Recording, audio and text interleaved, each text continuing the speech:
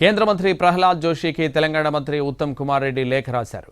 రబీ సీజన్లో boiled rice quota అదనంగా మరో 10 లక్షల మెట్రిక్ టన్నులు పెంచాలని లేఖలో విన్నవించారు.